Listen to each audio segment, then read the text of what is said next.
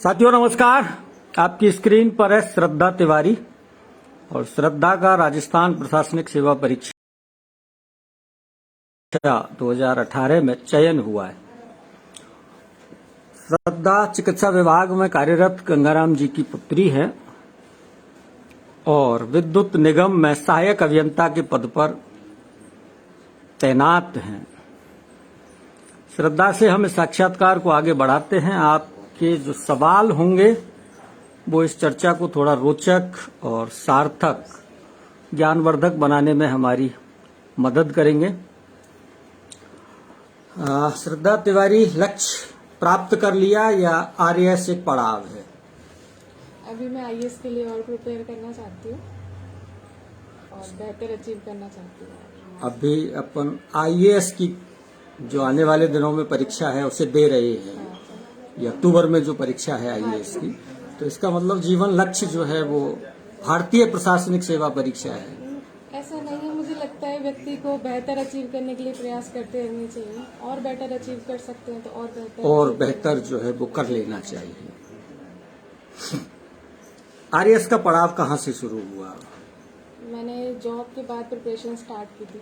सहायक अभियंता के पद पर चयनित हो जाने के बाद? नहीं, उससे पहले ही स्टार्ट कर दी थी। अच्छा। और उसके साथ साथ फिर प्रिपरेशन अपनी जारी रखी।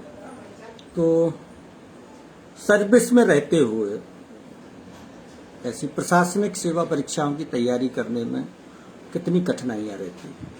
थोड़ा टाइम मैनेजमेंट का प्रॉब्लम रहता है। जैसे मेरी शिफ्ट ड्यूटीज रहती थी तो मेरा कोई फिक्स टाइम टेबल नहीं था, कभी नाइट शिफ्ट कभी मॉर्निंग, तो कोई फिक्स टाइम टेबल नहीं होने की वजह से मुझे थोड़ी बहुत प्रॉब्लम हुई। कभी कभी छुट्टियां नहीं मिलती थी, तो इस तरह से बाकी सब मैनेज हो जाता है, कोई दिक्कत नहीं आती है। हाँ। इन सर्विस के फायदे क्या हैं? इन सर्विस रहते हुए कोई व्यक्ति तैयारी कर रहा है, उसके फायदे क्या हैं? थोड़ी आवाज कम है, लोग जो कह रहे हैं, थोड़ी सी आवाज आप। एक जॉब सिक्योरिटी रहती है हमारे पास, एक कंटिन्यू हमारे पास पेमेंट रहती है, तो हमें बैकअप के लिए नहीं सोचना पड़ता। एक बेरोजगार युवक युवती जिस तरह से सोचता है उतना तनाव नहीं रहता है। हाँ, लेकिन फिर वो टाइम कांस्टेंट रहता है कि उधर हमें फिर हर एक मिनट बचानी होती है। हाँ, उधर उसके पास समय पर्याप्त है, इधर आपके पास संसाधन है लेकिन समय की खपत जो है वो ज्यादा रहती है। कैसे कैसे स्टेप आपने तैयारी के पूरे किए हैं? सबसे पहले मैंने प्रीलिम्स पे फोकस किया था, तो उसके लिए लक्ष्य राजस्थान की और इंडिया वाला पार्ट मैंने एनसीईआरटी से। थोड़ी आवाज कम है, इसे आप हाथ में ले लो, ये माइक के द्वारा।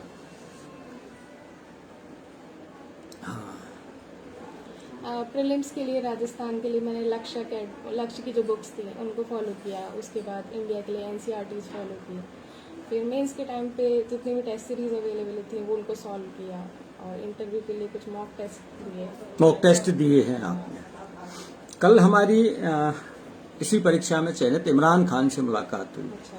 तो इमरान का कहना था कि जब मैं छोटा था बचपन में तो साथी बच्चे पूछा करते थे कि तुम क्या बनोगे, तो मेरे दिमाग में एक छवि थी ग्रामीण इलाके में ऐसी रहती है कि कलेक्टर कोई बहुत बड़ी पोस्ट होती है, तो उसका कहना था कि मुझे शुरू से लगता था कलेक्टर बनना है।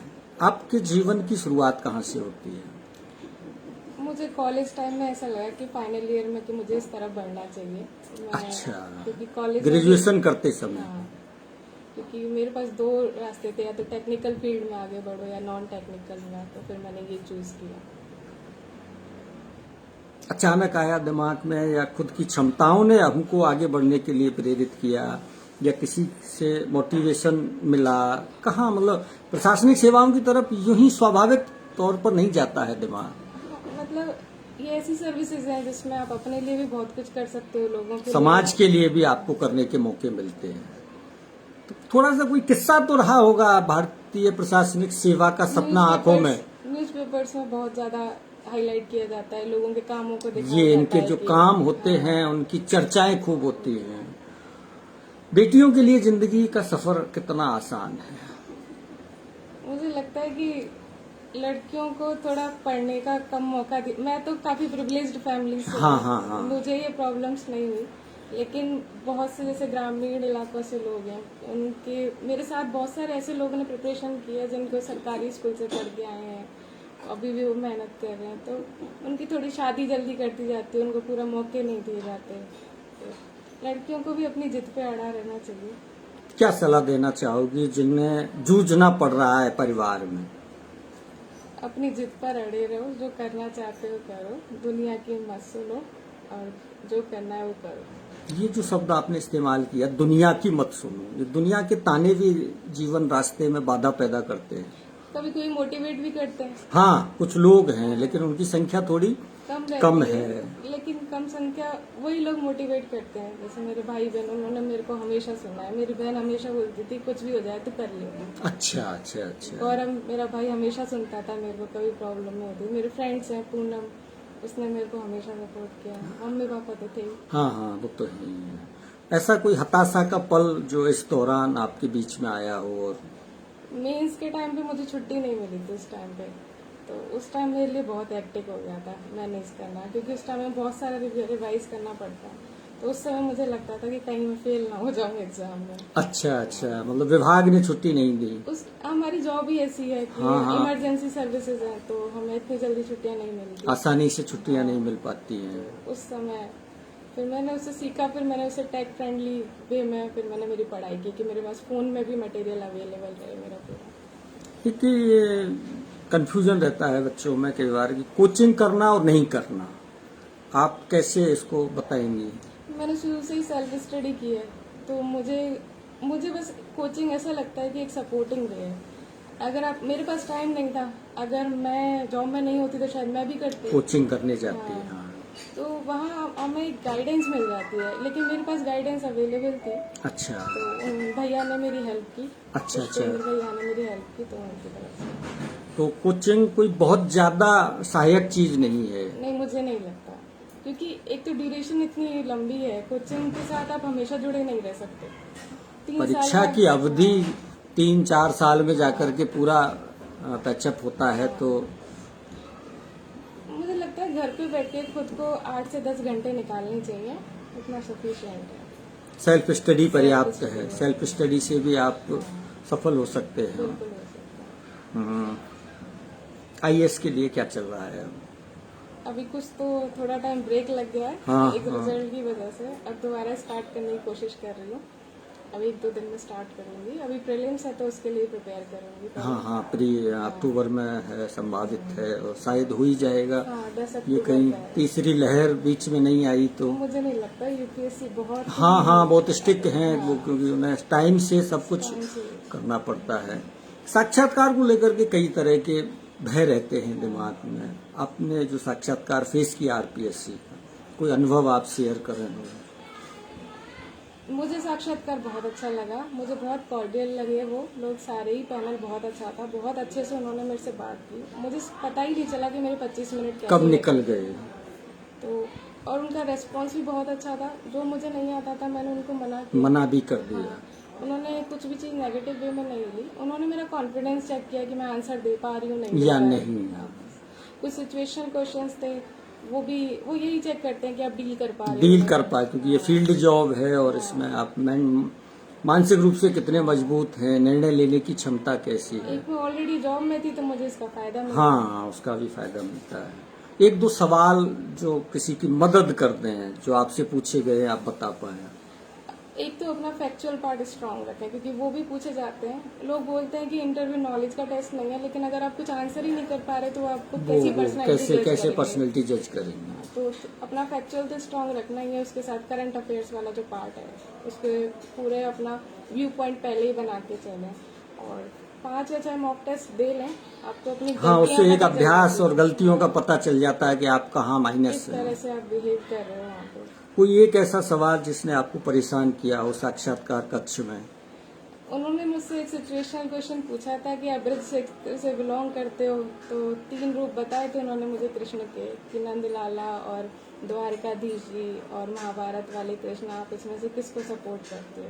तो मैंने उनको बोला मैं तीनों को ही करती हूँ। फिर उन्होंने मेरे को और फर्दर चेक किया, किसी एक को सपोर्ट करें। तो उस टाइम पे भगवान के किसी एक हाँ, रूप किसी को 3 में कैसे- से किसी एक को चुनना, हाँ, कैसे वो कर थोड़ा सकते सा हैं? तो फिर मैंने इसका पॉजिटिवली आंसर दे दिया था, वो सेटिस्फाइड भी थे। उससे संतुष्ट हो गए। एक ऐसा सवाल जो बहुत इजी वे में आप बता पाए हों? मेरे जॉब से रिलेटेड जितने भी क्वेश्चन क्वेश्चन थे, हाँ। वो मैंने बहुत आराम से आंसर किए थे। इस पूरी प्रक्रिया में किस किस के योगदान को आप याद करेंगे? सबसे पहले मम्मी पापा, फिर मेरे भाई बहन दोनों। मेरे दादा दादी भी चाहते थे कि मैं बनूं, सर्विस में जाऊं। मेरी फ्रेंड पूनम, उसने मेरे को कॉन्स्टेंटली सपोर्ट किया है पूरी ड्यूरेशन में। और मेरे ऑफिस में जैसे कभी कोई मुझे खाना बनाने का टाइम नहीं मिलता था तो मेरी फ्रेंड सोना वो मेरे को खाना बना के दे देती थी। तो ऐसी छोटी सबका सहयोग होता है, सबका, क्योंकि ये एक बहुत विराट और लंबा वो होता है, इसमें किसी एक का आप कह भी नहीं सकते, क्योंकि सबका। अब आने वाले दिनों में एक और परीक्षा आयोजित होनी है, जैसा संभावित है।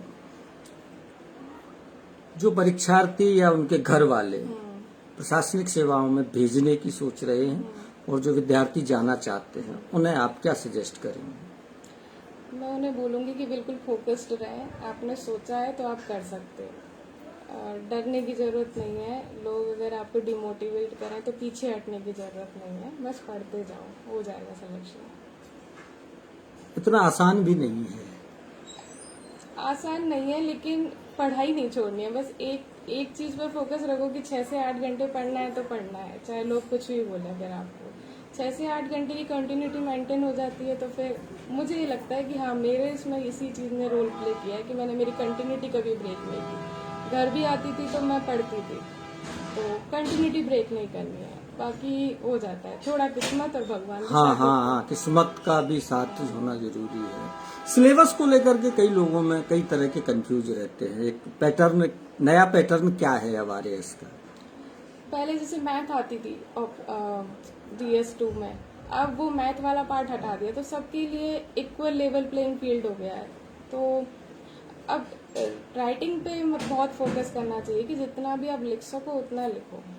मतलब एक पर्टिकुलर टाइम पीरियड में आप पेपर कंप्लीट कर पाओ अपना, बस इस पर फोकस रहना चाहिए। Max to max test series लगाओ, सॉल्व करो, चाहे आप उससे किसी को चेक ना करवाओ, पर खुद लिखो। खुद ही अभ्यास। कि लिखने का अभ्यास करने के लिए कौन सा तरीका ज्यादा सरल है? मैंने तो जितने भी मार्केट में फ्री में अवेलेबल थी टेस्ट सीरीज, उन सबके प्रिंट आउट्स निकाल लिए थे और फिर मैं खुद लिखती थी उनको। कम से कम मैंने 20 से 30 टेस्ट लिखे थे खुद ने। हाँ। ये एक तरीका है जिससे आप मुझे अपने लगता लिखने है के तौर तरीके को, ये मेरे लिए वर्क किया, मुझे लगता है। हाँ हाँ, तुम आपके लिए ये सहायक रहा है। इससे मैं पेपर टाइम पर कंप्लीट कर पाई विद इन। यही ज्यादा जरूरी बताते हैं कि आप जो सिलेबस है उसके अनुसार जो पेपर आया है उसे फिलअप कर पाओ पूरा। मुझे लगता है मेरे केस में क्वालिटी ज्यादा मैटर की। मैंने क्वांटिटी पे फोकस नहीं किया, मैंने क्वालिटी पे फोकस किया कि जितना आंसर लिख के आ रही मैं वो अच्छे से लिख के आना जरूरी है। और कोई ऐसी चीज जो इस दौरान आपको लगता है कि दूसरे लोगों को बतानी चाहिए? मैं तो यही बोलूंगी कि हार्ड वर्क करो, बिल्कुल पॉजिटिव रहो, अपने पे विश्वास रखो, खुद पर कॉन्फिडेंस है। कॉन्फिडेंस जरूर है। कुछ फ्रेंड्स होने चाहिए, कुछ फैमिली मेंबर्स होने चाहिए जिनके साथ आप डिस्कस कर सको। तो हर किसी की लाइफ में लो पॉइंट्स आते हैं, हाँ। तो उस टाइम पे फिर कंटिन्यूटी ब्रेक नहीं होनी चाहिए आपकी। एक आध दिन परेशान हो तो ब्रेक लो, लेकिन फिर छोड़ना नहीं है अगर स्टार्ट किया है। पेशेंस बनाए रखने के लिए क्या करें, क्योंकि काफी लंबा गैप होता है। धैर्य आदमी कैसे बना के रखे परीक्षार्थी? मेरे लिए तो मोटिवेटिंग पॉइंट ये था कि मैंने इतनी मेहनत कर ली, इतनी पढ़ाई कर ली, अब मैं नहीं छोड़ सकती। अब इसे बीच में नहीं ब्रेक कर सकती। और कोई बात जो आपके जीवन से जुड़ी हुई हो, जो सहायक रही हो इस यात्रा में? मैं इतनी जल्दी लोगों की बातों में नहीं आती। जो मेरे को करना होता है मैं करती हूँ। ऑफिस में भी लोग मेरे को बोलते थे 3-4 साल हो गए, इतना टाइम लग गया, जिंदगी जियो। तो मैं इतनी जल्दी लोगों की बातों में नहीं आती। जो मैं अपना कॉन्फिडेंस जो है वो, मुझे मैटर नहीं करता लोग क्या बोल रहे हैं। हाँ, कौन क्या कह रहा है वो बहुत ज्यादा दिमाग पर हावी नहीं होने देना शुरू चाहिए। में ऐसा होता था, पर फिर मैंने सीख लिया कि नहीं, बोलने दो। हाँ हाँ, लोग हैं, इनका क्या है, क्योंकि जीना हमको है, करना हमको है, सब कुछ जो है मेरे वो। भाई बहन बहुत सपोर्टिव थे। हाँ हाँ, परिवार से जब सपोर्ट मिलता है तो कॉन्फिडेंस बना रहता है। कई बच्चों का कहना है कि अभिभावक जो है दूसरों से जब तुलना करते हैं तो कॉन्फिडेंस लेवल लो हो जाता है। मुझे लगता है हर कोई तुलना करता है, अभिभावक की नहीं। कहीं भी आप जाओ तो 2 बच्चों में कंपैरिजन तो होता ही है। तो मैं गलती तो नहीं बोलती इस चीज को, ये सोशल टेंडेंसी मैं भी कंपेयर करती हूँ, हाँ, दूसरों से अपन भी तुलना करते हैं। तो उस चीज को थोड़ा नेगलेक्ट करके रखना चाहिए, बस फोकस्ड रहना चाहिए कि हाँ करना है तो करना है। पिछले 5-10 सालों में ये सोशल मीडिया का एक बहुत बड़ा एक परीक्षार्थी के जीवन में क्या आप इसे देखती हैं, पॉजिटिव नेगेटिव? मैं व्हाट्सएप छोड़ना चाहती थी, फेसबुक भी मैं नहीं यूज करती थी जनरली, पर व्हाट्सएप मेरे लिए जरूरी हो गया था क्योंकि मैं ऑफिस में थी। हाँ। और मुझे लगता है डिस्ट्रैक्शन क्रिएट करता है, अगर पढ़ रहे हैं तो छोड़ देना चाहिए जब तक कि बहुत ही ज्यादा जरूरी ना हो, क्योंकि टाइम वेस्ट करता है मुझे लगता है तो। व्यवधान ज्यादा है। हाँ। आप यूजफुली चीजें भले ही काम में ले लें, वहां जैसे तक तो टेलीग्राम है, वहाँ पे बहुत सारे ग्रुप्स बने हुए हैं, तो वो फिर भी थोड़ा बहुत उन्होंने हेल्प की मेरी इंटरव्यू के टाइम पे। अदरवाइज मुझे इनका कोई रोल नहीं लगता कि एटलीस्ट पढ़ाई के टाइम पे तो बिल्कुल छोड़ देना चाहिए। हाँ, कुछ लोगों का मानना है कि आप इनसे बिल्कुल दूर रहेंगे तो मेंटली ज्यादा। और मेरे पास ऑलरेडी टाइम कंस्ट्रेंट था, अगर मैं इनमें टाइम लगाती हूँ तो फिर मेरी पढ़ाई पे मैं फोकस नहीं कर पाती हूँ। क्योंकि इसमें तो क्या है कि आप 10 मिनट के लिए लेकर के बैठो और घंटे का कुछ सोच के फोन खोलते हैं और किसी और चीज में किसी लग और जाते हैं। दूसरी चीज में उलझ जाते हैं। ऐसे अभिभावक जो अपने बच्चों पर, बच्चे चाहते हैं लेकिन अभिभावक भरोसा नहीं कर पा रहे हैं, उनके लिए आप क्या कहना चाहें? मैं तो यही बोलूंगी, अपने बच्चों पर भरोसा रखो, उन्हें मोटिवेट करो। हो सकता है थोड़ा टाइम लग जाता है, लेकिन टाइम लगने के बाद जो पोस्ट मिल रही है वो बहुत बड़ी पोस्ट है। बहुत बड़ी। क्योंकि अगर किसी छोटी जॉब में आप लग भी जाते हो, उसके बाद आपको प्रमोट होते होते 20 साल लग बहुत जाएंगे, समय फिर लग भी आप जाता है। यहाँ नहीं पहुँच पाओगे। तो अपने बच्चों को 2-3 साल का पूरा टाइम दो कि जिससे वो अपना कैलिबर अचीव कर पाए। हाँ, आर्थिक स्थिति जो होती है परिवार की, उसका कितना बड़ा योगदान है? क्योंकि कई बच्चों के सामने आर्थिक कठिनाइयां बहुत होती हैं। देखो, मेरे पास कोई फाइनेंशियल कंस्ट्रेंट नहीं था बिल्कुल भी, लेकिन मेरा कोई इतना खर्चा नहीं हुआ क्योंकि मैंने सेल्फ स्टडी की है पूरी। टेस्ट सीरीज ज्वाइन की तो 5-6 हजार की टेस्ट सीरीज आ गई, और मॉक टेस्ट हुए तो लास्ट में फ्री मॉक टेस्ट होते हैं, वो दे लो, तो इतना कोई खर्चा नहीं होता। लेकिन मैं बहुत प्रिविलेज्ड रही हूँ, मुझे कभी कभी कोई ऐसी प्रॉब्लम चीजों हुई की नहीं ऐसी है। ऐसी तो मैं उनकी परेशानियां, मुझे नहीं लगता कि मैं उतनी अच्छी तरह से हाँ बता डिफाइन कर पाऊंगी। पाऊंगी। बिल्कुल बिल्कुल सही बात। अभिभावकों के लिए कोई संदेश, जिनके बच्चे घर से बाहर रह करके पढ़ते हैं, पढ़ाई करते हैं? उनसे बात करनी चाहिए, मुझे लगता है उनकी हाँ, बातें कई बार सुननी चाहिए। संवादहीनता हो जाती है, बात नहीं करते हैं। और आसपास के लोग क्या कहते हैं, इससे प्रभावित होकर बच्चों पर प्रेशर नहीं डालना चाहिए, उनको जो करना है वो करने दें। दूसरे उन्होंने क्या, कोई हाँ, डिसीजन लिया है तो सोच के लिया है। दूसरों के बहकावे में कई बार अभिभावक आ जाते हैं और वो बच्चों को इन प्रेशर ले लेते हैं।